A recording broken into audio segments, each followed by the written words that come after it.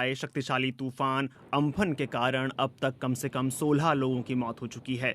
बीते 2 दशकों में आने वाला ये सबसे शक्तिशाली तूफान है।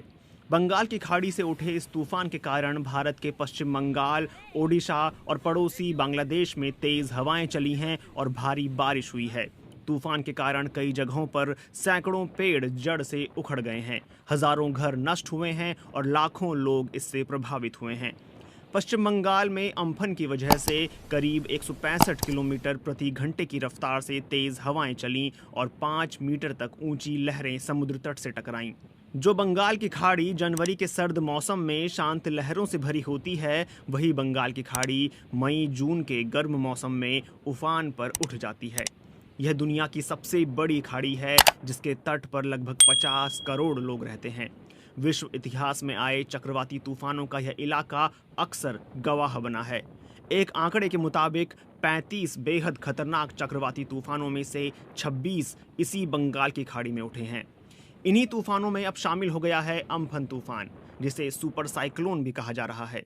इस तूफान के चलते भारत के पश्चिम बंगाल और ओडिशा में भारी तबाही देखने को मिली है। आखिर बंगाल की खाड़ी इतने खतरनाक तूफानों को जन्म क्यों देती है?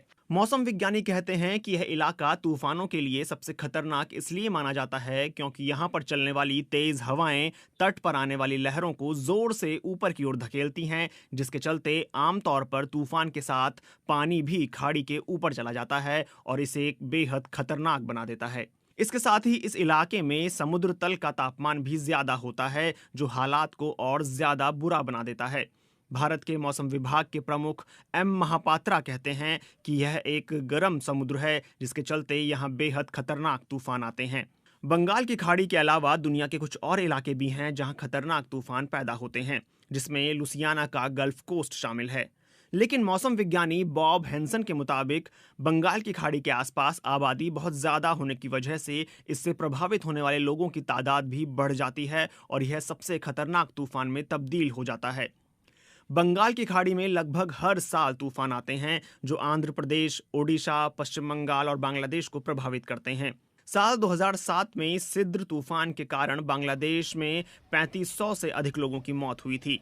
साल 1999 में ओडिशा से टकराए सुपर साइक्लोन ने करीब 10,000 से अधिक लोगों की जान ली थी। इससे 8 साल पहले आए एक तूफान के चलते बांग्लादेश में कम से कम 1,39,000 लोगों की मौत हुई थी। साल 1970 में तूफान और बाढ़ के कारण कम से कम 5 लाख लोगों की मौत हो गई थी।